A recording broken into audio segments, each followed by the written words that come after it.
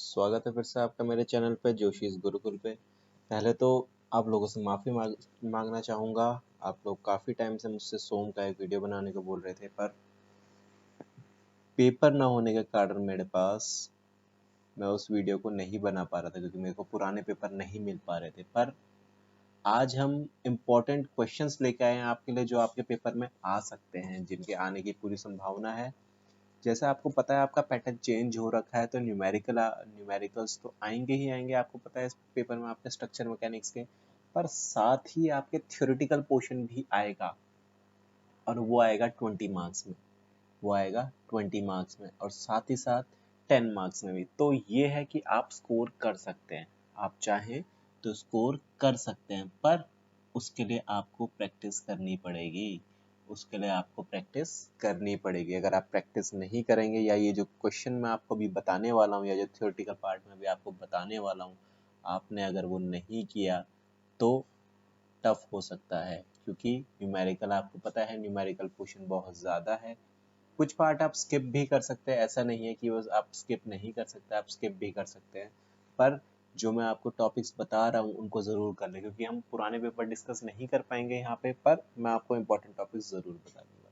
सबसे पहला important topic आता है आपका बेंडिंग इक्वेशन। सबसे पहला टॉपिक आता है आपका बेंडिंग इक्वेशन। ये बहुत बार पूछा गया है, बहुत बार आया भी है, और 20 मार्क्स में आने की पूरे पूरे चांसेस है इस बेंडिंग इक्वेशन के। m/i = σ/y = e/r। इस इक्वेशन को ज़रूर कर ले, ज़रूर से ज़रूर कर ले ये इक्वेशन, क्योंकि अगर ये इक्वेशन आपको आती है तो आप इजीली 20 मार्क्स गेन कर सकते हैं। आपका इजीली 20 मार्क्स गेन हो जाएगा यहाँ पे। तो बेंडिंग इक्वेशन ज़रूर देख ले। आपके पास जो भी बुक है, जो भी है आपके पास, जो आप अपनी वो जो क्वेश्चन बैंक आता है उससे पढ़ना चाहे उससे भी पढ़ सकते हैं, वहाँ से भी आप बेंडिंग इक्वेशन देख सकते हैं। साथ ही साथ अगर आपके पास बुक है आपकी स्ट्रक्चर मैकेनिक्स की, तो उससे भी आप बेंडिंग इक्वेशन कर सकते हैं। इसको रट लो बच्चों, रट लो इसको। अगर आपको पास होना है इस बैक पेपर में, तो इसको अच्छे से तैयार कर लो। नेक्स्ट आता है आपका point of contraflexure. Point of contraflexure, ये भी आपका थ्योरेटिकल टॉपिक है। ये भी आपका थ्योरेटिकल टॉपिक है, तो आप इसको भी पढ़ सकते हैं। आप इसको भी पढ़ सकते हैं, ये आपका एक थ्योरेटिकल टॉपिक है।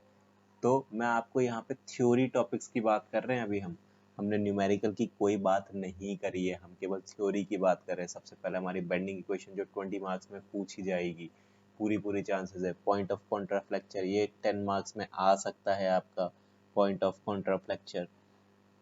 नेक्स्ट बात करते हैं, नेक्स्ट देखते हैं, नेक्स्ट टॉपिक की तरफ बढ़ते हैं, और क्या हमारा इम्पोर्टेंट है।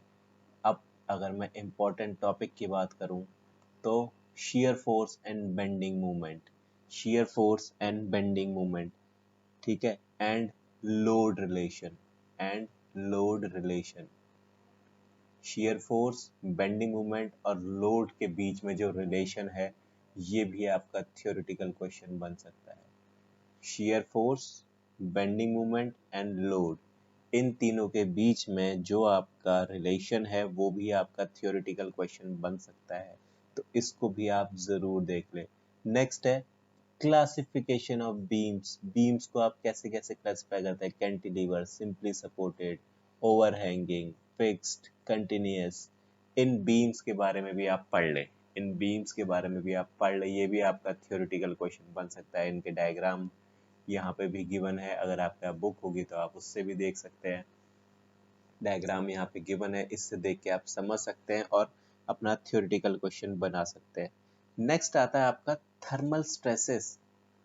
थर्मल स्ट्रेसेस, ये भी आपका एक इम्पॉर्टेंट टॉपिक है कि थर्मल स्ट्रेसेस होते क्या है। जैसे नाम से ही क्लियर हो रहा है, थर्मल, हीट से होने वाले, हीट की वजह से। वही जनरल सी बात है, आप लोग सिविल इंजीनियर हो, स्ट्रक्चर बना रहे हो, तो हीट की वजह से क्या दिक्कतें आ रही है, परेशानियां आ रही है, तो थर्मल स्ट्रेसेस के बारे में आपको पढ़ना है। थर्मल स्ट्रेसेस आपको देखनी है कि क्या क्या थर्मल स्ट्रेसेस होती है। नेक्स्ट बढ़ते हैं हमारा classification of columns. Important topic है, थियोरेटिकल टॉपिक है, क्लासिफिकेशन ऑफ कॉलम्स। कैसे आप अपने कॉलम्स को क्लासिफाई करते हैं, कैसे आप अपने कॉलम्स को क्लासिफाई करते हैं, ये आपको करना पड़ेगा। कॉलम की डेफिनेशन क्या होती है, बकलिंग क्या होता है, बकलिंग लोड क्या होता है, सेफ लोड क्या होता है, कुछ टॉपिक्स है, कुछ डेफिनेशंस है, आप चाहें तो इनको भी पढ़ सकते हैं। और साथ ही साथ क्लासिफिकेशन ऑफ कॉलम, कैसे हम अपने कॉलम्स को क्लासिफाई करते हैं, कैसे हम अपने कॉलम को क्लासिफाई करते हैं, कैसे कैसे हम कॉलम को क्लासिफाई करेंगे, ये आपका इम्पोर्टेंट है। Short column, medium size column, long columns, कुछ क्लासिफिकेशन दे रखे हैं, तो ये आपका थ्योरेटिकल क्वेश्चन बनेगा, ये आपका थ्योरेटिकल क्वेश्चन बनेगा। नेक्स्ट टॉपिक की तरफ बढ़ते हैं। नेक्स्ट टॉपिक है हमारा moment area method. Next topic है हमारा इम्पोर्टेंट टॉपिक है, जो कि है मोमेंट एरिया मेथड। ये भी आपका एक थ्योरेटिकल क्वेश्चन है, ये भी आपका एक थ्योरेटिकल क्वेश्चन है। थ्योरेटिकल क्वेश्चन में आएगा कि मोमेंट एरिया मेथड को एक्सप्लेन करिए, मोमेंट एरिया मेथड को एक्सप्लेन करिए, क्या क्या होता है मोमेंट एरिया मेथड, उसको एक्सप्लेन करिए। साथ ही साथ एक क्वेश्चन आता है पॉइंट ऑफ कॉन्ट्राफ्लेक्चर, वो हमने ऊपर भी बात कर ली है, पॉइंट ऑफ कॉन्ट्राफ्लेक्चर, इसको भी अच्छे से देख लीजिएगा, इसको भी अच्छे से देख लीजिएगा। नेक्स्ट है slope and deflection, important topic है स्लोप एंड डिफ्लेक्शन। आपको उसमें कुछ फॉर्मूलेज दे रखे हैं स्लोप एंड डिफ्लेक्शन के, वो फॉर्मूले देख लेना, थ्योरेटिकल क्वेश्चन बन जाता है। स्लोप एंड डिफ्लेक्शन के बारे में बताइए, स्लोप एंड डिफ्लेक्शन के बारे में बताइए, आपका थ्योरेटिकल क्वेश्चन बन जाता है, ये बहुत बार पूछा भी गया है। नेक्स्ट बात करते हैं अपने स्ट्रेस स्ट्रेन कर्व की। आप लोगों को अगर ध्यान है तो आप लोगों ने स्ट्रेस स्ट्रेन कर्व पढ़ा था, याद है आप लोगों को? स्ट्रेस और स्ट्रेन के बीच में कर्व बनाते हैं हम, स्ट्रेस और स्ट्रेन के बीच में हमें कर्व बनाते हैं। किस तरह कर्व बनता है?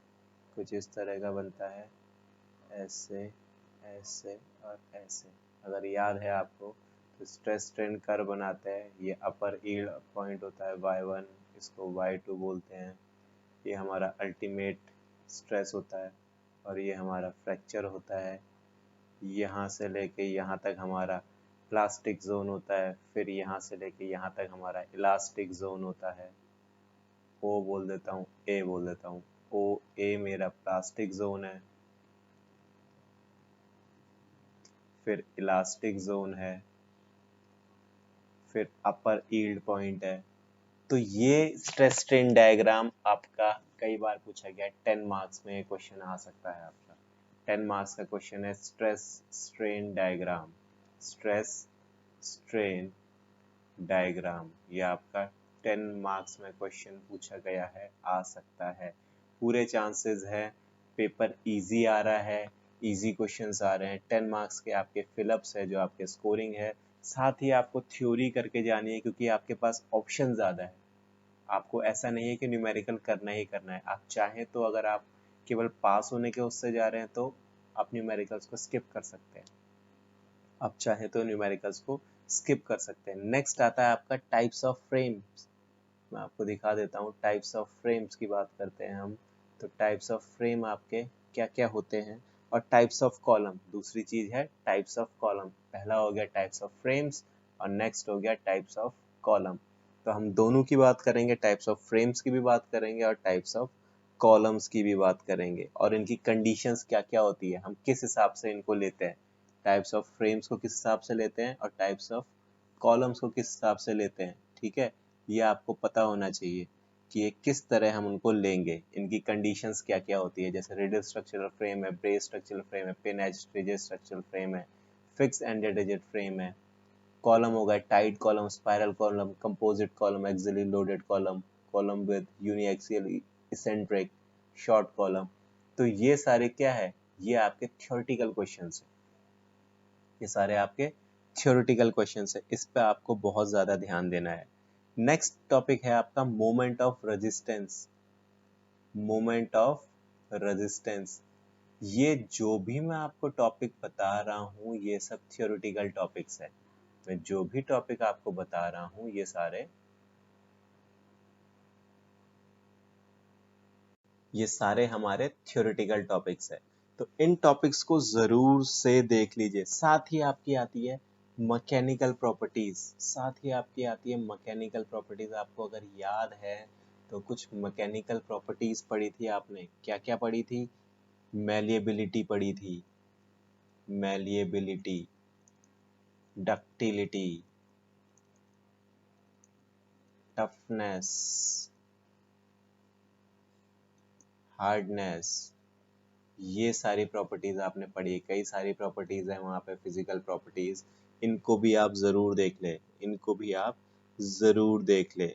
अगर आपने ये क्वेश्चन कर लिए जो जो आपको अभी बताए गए हैं, फिर से मैं एक बार बता देता हूँ क्या क्या करना है आपको। पहला है आपका बेंडिंग इक्वेशन, बेंडिंग इक्वेशन बहुत ज़्यादा ज़रूरी है आपके लिए।